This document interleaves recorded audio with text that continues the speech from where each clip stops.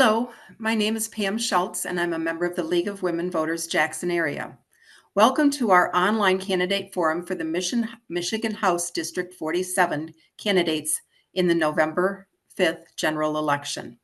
The Jackson area and Washtenaw County chapters of the League of Women Voters are nonpartisan, nonprofit organizations that promote voter education and participation. We host candidate forums to help voters make informed choices. Now, let's hear from the candidates. Good evening. My name is Sue Smereck, and I will moderate the forum this evening. It's my honor to introduce two of the three candidates running in the November general election for Michigan House of Representatives, District 47. Carrie Rheingans is the Democratic candidate, and Teresa Spiegelberg is the Republican candidate. Green Party candidate Aaron Wright did not respond to the invitation to participate in the forum. Thank you, candidates, for participating with us tonight. It's now time for the opening statements, which will begin in alphabetical order. Ms. Rheingans. Hello, I'm State Representative Carrie Rheingans. I am serving in my first term as a legislator here in the Jackson and Washtenaw areas. The district goes from Southeast Jackson County, Western Washtenaw into downtown Ann Arbor. I live at the edge of the city of Ann Arbor with my husband, who's a trauma therapist, clinical social worker, and our almost 8-year-old daughter. She'll turn 8 before the election. And we have lived in Ann Arbor together as a family since before my daughter was born. I moved here when I went to the University of Michigan for undergraduate and graduate degrees.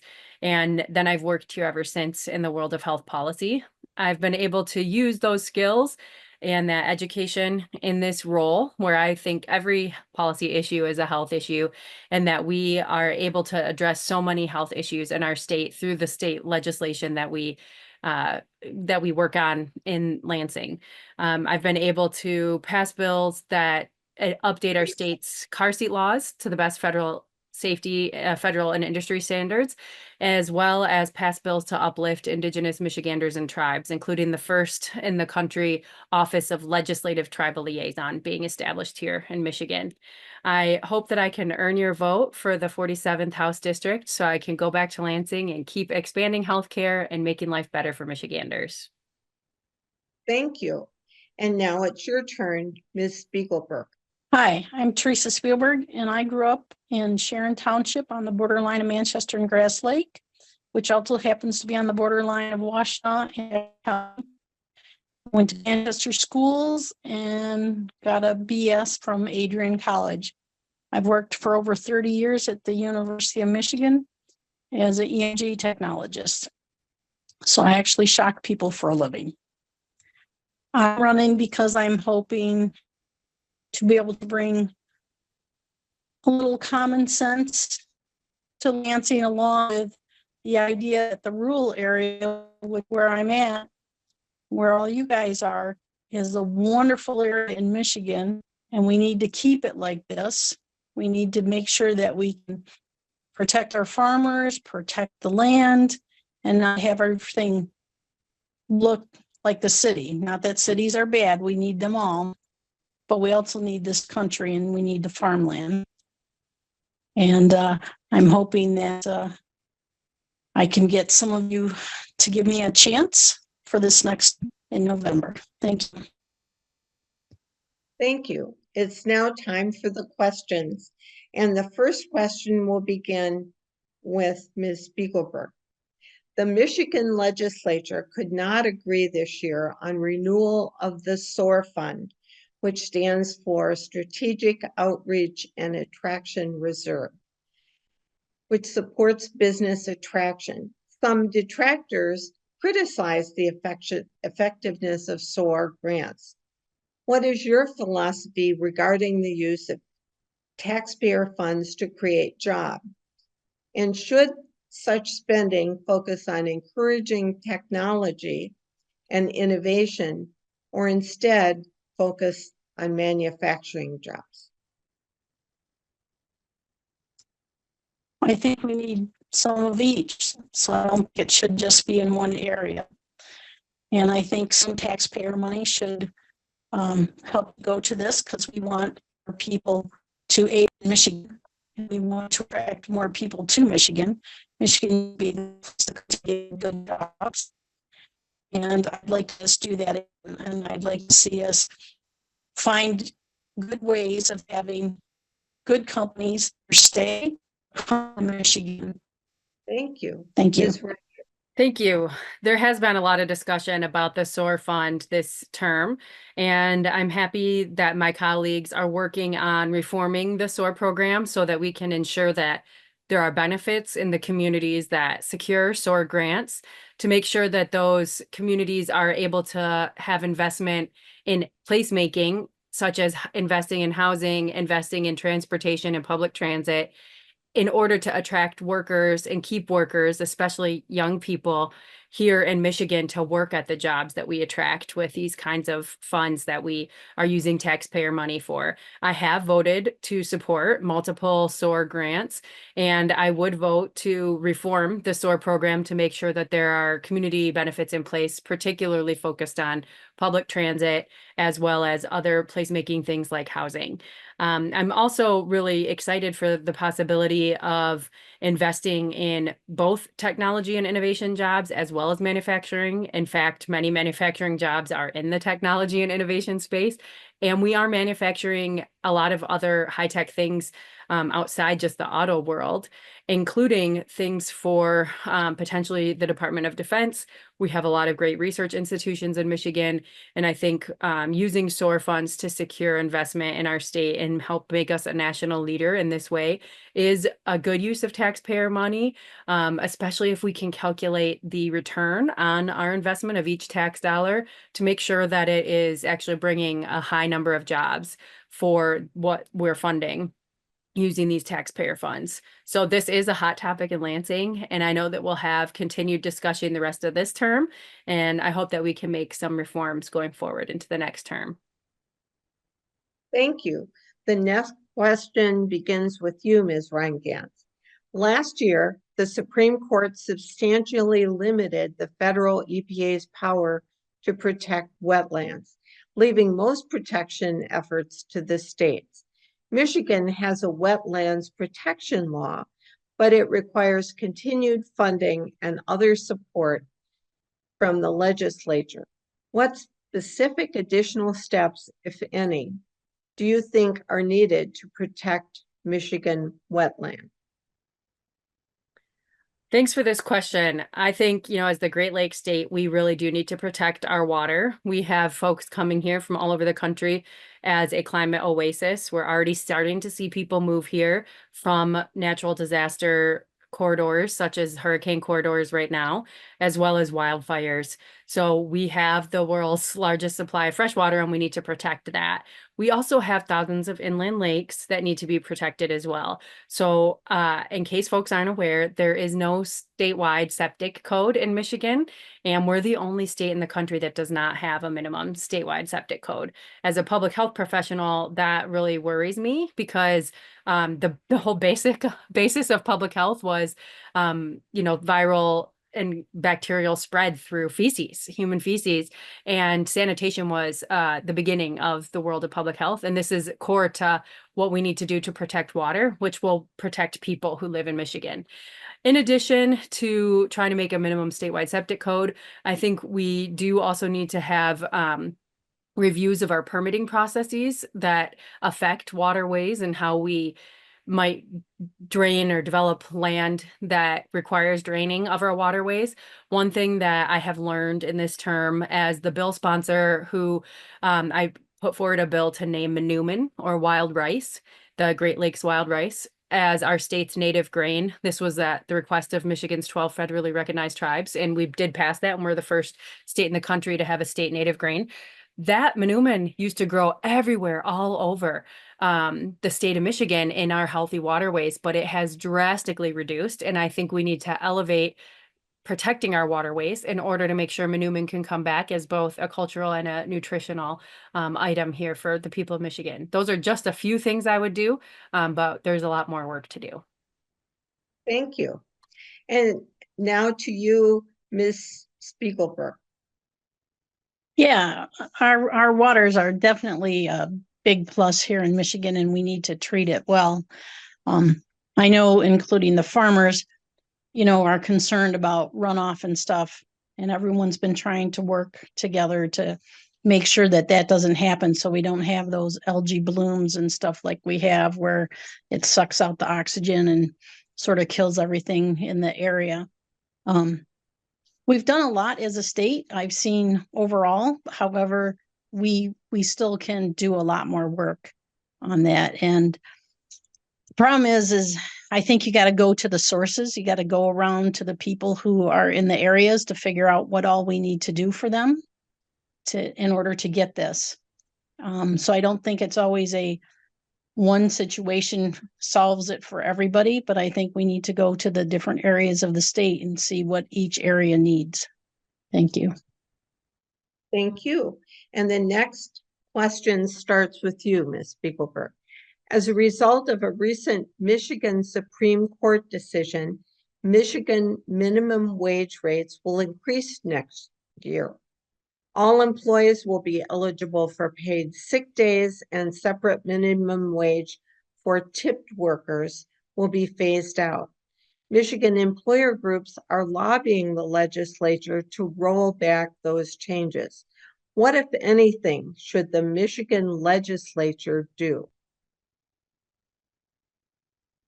Well, I'll be honest, a lot of places, a lot of other countries, I shouldn't say a lot of places, other countries do not have tip workers, but allow every worker to have a living wage, so to speak. And I think for a lot of our stuff, instead of asking people to tip, because people don't always tip well or don't know how much they should or shouldn't, I think if they would roll that into the actual cost to start with, we could actually pay people better to do that instead of expecting people to be able to live off of their tips. So I would actually be for having people not get tips, but to get a wage that they can live on. Thank you. And now Ms. Rheingans. This is another hot topic in Lansing, as the Michigan Supreme Court recently came out with their decision that would have the 2018 ballot initiative go into effect in February of 2025. So there is some pushback from some business groups that really are worried about some of the specifics within the paid sick days. They're looking for a little bit of an adjustment on what might be qualifying for people to take sick days off. And I've been happy to meet with restaurant owners and restaurant workers, including tipped workers across the district, to hear from them about that. I do think there is an appetite amongst my colleagues and myself to see if there's a way that we can work out some details with making adjustments to the paid sick leave. But I think there's overwhelming consensus that we all want to make sure that there is paid sick leave, especially given what we've learned since this passed in 2018. We've gone through a viral airborne pandemic where, being in a restaurant, we don't want to make our workers sick unnecessarily. And if they are sick, we want them to be able to stay home and be paid. On the paid minimum wage, I do think we need to have minimum wages in our state that are of a certain amount that will help people be able to live on. I think there is a large concern that if everybody in Michigan knew that all their restaurant servers got a minimum wage, that they wouldn't want to tip them. And I don't know that customers going to restaurants won't tip at all. I think there may be a little bit of a reduction in tipping, but I think people will still tip. It has been shown that there are states where there is no tipped worker wage, and the average amount of tips that they get there is about 16% on the bills. And you know what the average is here in Michigan? 16%. And we allow that sub minimum wage. So I think that there's a very good chance that we'll have some adjustment, maybe delay on the timeline, but that there will still be a good minimum wage. Thank you. And the next question begins with you, Ms. Rheingans. Agriculture plays a large role in the economy of your House district. How can the legislature support the agriculture industry to the benefit of Michigan citizens? I love that you asked this question. The 47th House District does have a lot of farmland and a lot of farms. I'm thankful that in the past I've been able to get a community-supported agriculture share at one of the local farms in our district and been able to enjoy directly from the farm a lot of produce and other goods. I am so excited that we have so much farmland in the 47th district that I actually asked to be placed on the agriculture committee in the House. And I have been happy to be on that committee since I was sworn in January of 23. In that committee, we've talked about such issues as the flu that's going around on farms that might be affecting humans. But we've also talked about other issues like water runoff and weather changes and other concerns that we've heard from farmers. The other major concern is that a lot of farmers are trying to figure out what to do with their farm as they retire. And many of the farmers in our district are aging and they are trying to decide what to do with their children or other family members, whether they pass the farm down or maybe use the land for something else. And I strongly believe that a farmer and a landowner should be able to choose what to do with their property. And if they decide they want to go in a different direction, that's not just farming, and maybe they want to do something else with their land, or maybe they want to integrate something else with farming, such as wind turbines or maybe solar panels on a field that might be done for productive use. So I do think that the farmer should be able to decide what to do with their land. But I do think that there is some supports that we might want to consider with education and training for farmers, because a lot of farming has a lot more computers than it ever has before. Usually when I go to farms in my district and visit with farmers, they're showing me like 5 different computer programs that they have to deal with, more than they have to show me major mechanical things. So thank you. Thank you. And now Ms. Spiegelberg. Well, for farmers, which is a wonderful thing out here, I've had a lot of them say that, you know, they still need to figure out ways of getting more people to work for them. I think we need to find ways of maybe getting our young people involved, showing that you can have a good job working, you know, on a farm, whether it's your farm or not. And I know there's a lot of people around this area that actually, that's how they make their living, is working for somebody else on their farm. And I think we need to encourage like the FFA and the and other programs like that. We need to, you know, bring people out, show them where everything comes from, have people realize this is not really, you go to the store and that's where all the food comes from, but it comes from all these other places. And then, you know, if you talk to the farmers, they're really good about saying, these are the kinds of things we need, and they'll tell you. And I think that's a great way to do. You go to the little meetings, or, you know, I can go ask the neighbor, what do you guys need now? And they can tell, you know, they can say, well, this is the problem that we're looking at now. We're looking at the, you know, extra restrictions on migrants coming up to work in this area around Manchester and stuff. We've always had migrant workers here. So it's one of those things that you kind of want to keep going, and you want to do it in a legal manner and make sure that everyone's having, everything is working like it should be. Thank you. Thank you. And the next question begins with you, Ms. Spiegelberg. Do you believe Michigan elections are free and fair? If not, what steps are needed to ensure that they are? I really feel that we have a lot of safeguards. I'm not saying that there could be, you know, some things happen, because we've just, I don't know about you guys, but I just heard in the news where they shown that, you know, some people actually voted more than once and they're now going to be prosecuted. But I think overall for the state, we have nice safeguards in place. And, you know, I still believe that people should have to show a photo ID to go in and vote, or to get their absentee ballots sent to you. The thing would be to make sure, like when you send them to big institutions, like to a nursing home, it's hard, I think, sometimes to make sure it gets to the right person. And there might be other things we could do to make sure that happens. have someone who is willing to make sure it gets to the correct resident or not. Otherwise, I think Michigan does a good job of that, to be honest.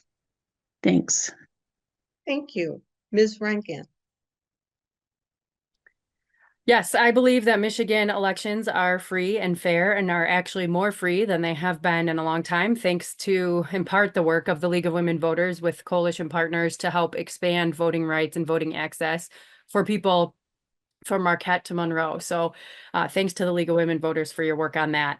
I think that the recent news about the Macomb County prosecutor not prosecuting a few cases of voter fraud is showing that, you know, we have to make sure that we do prosecute those cases. And thankfully, the Attorney General did prosecute those cases, and there's evidence. And I hope that they're able to, get to the bottom of what happened. And that means that our safeguards are working, because that was discovered. Thankfully, the amount of votes of people that were found to have voted possibly twice, that was not an election deciding amount of voters. So there isn't massive instances of this. There's a few instances here and there. So I'm glad that we've discovered those.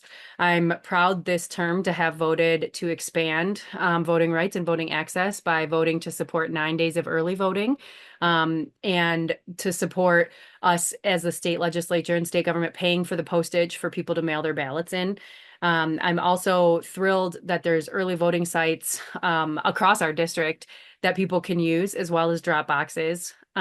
So there are so many options for people to be able to vote, and I'm very excited to see how the trends work over time to make sure that we are using our full right to vote. And I really hope that we have the highest turnout election that we've ever had in Michigan, thanks to all these new options this fall.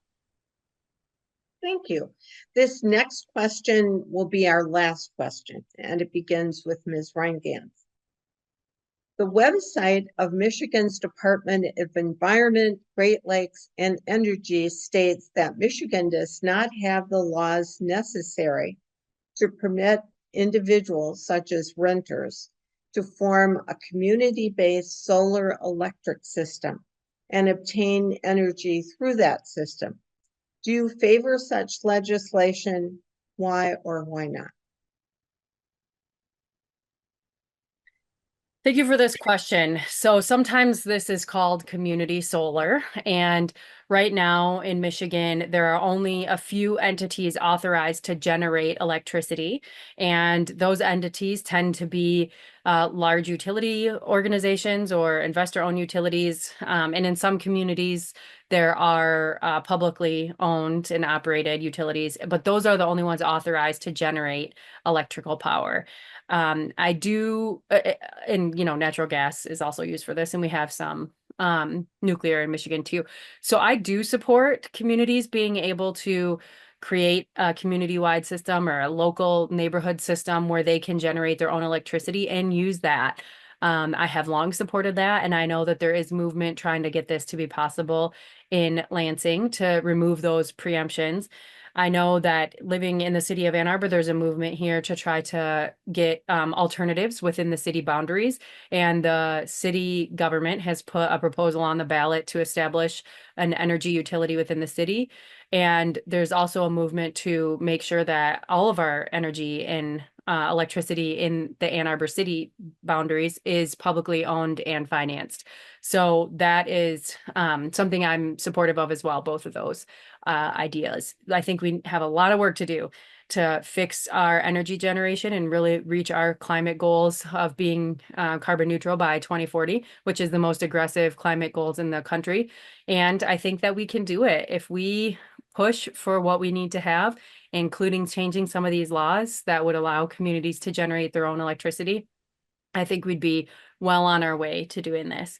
So I do support laws like this, and I was co-sponsor to many bills that have been introduced around this already this term. Thank you. Thank you. Now, Ms. Spiegelberg. I agree that I think people should have the right to have the energy source that they would like. However, if you're renting from somebody, I think it's hard thing to go. What they should do is they should go talk to them and say, you know, is this something that can be done? And if it's in a whole building, you have to realize if you're one renter and 5 others don't want it, chances are you're not going to get it. So it's got to be sort of the majority versus just one person. Or if you're renting somebody's house, you have to think about the owner of the house, because the renter is not going to want to put the bill for that. They're going to want the landowner to do that. And are they going to be willing to pay, you know, extra money so that they can have it like that if they want that person to spend all the money? So I think before we just say, yes, renters have the right to do this, I think renters have the right to want it and to talk to the people about it. But I don't think they have the right to force a landowner to do it. And I think until we can actually get public electricity, you know, green electricity, I think it's hard for us to try and do that to somebody. I would, you know, I'm certainly for getting green electricity into these buildings and stuff. But I think we have to be a little bit realistic about how fast we can do it. And sometimes that means somebody's going to have to 30 wait. seconds. That's all right. Thank you. Thank you. It's now time for closing statements, and we'll begin with Ms. Rheingans. Thank you. I am excited to be running for re-election and continue working in Lansing on behalf of the people who live in the 47th district from Southeast Jackson to Western Washtenaw and the city of Ann Arbor. I've learned a lot my first term, and I think I'll be much more effective next term, including being able to pass a lot more healthcare legislation that is very nuanced. Things that we might not be able to get done this term if we run out of time, because it is so nuanced and we've had to work with so many stakeholders. I am excited for the last 29 days here, but you know, whenever you're watching this at home, it may be even fewer days and it may even be election day. So I want to thank the League of Women Voters for inviting us for the forum and helping educate constituents across this district and voters across this district, and make sure that all of you who are voters are thanked as well. Thank you for being a voter and exercising your right that people have literally died for. So thank you for doing the work of researching, learning about the candidates, figuring out who most aligns with your values, and thank you for submitting your vote. And now Ms. Spiegelberg. I'd like to thank the ladies also. You guys have done a wonderful job of putting all this together, and I appreciate all of that. I want to tell people, get out and vote. We all should be doing it. We should all let our voice be heard. Doesn't matter who you decide to vote for. You just need to get out there and do the voting. You need to, you know, show that you're the citizen that we all expect of all of us. Thank you very much. Thank you, candidates, for participating in this valuable session. Pam Schultz will now provide the closing remarks. The Jackson area and Washtenaw County chapters of the League of Women Voters thank the candidates and the volunteers who participated in the forum, and also the community members who submitted questions. Please urge others to view our forums. Most importantly, please vote in the November 5th general election, either by absentee ballot, early voting, or in person.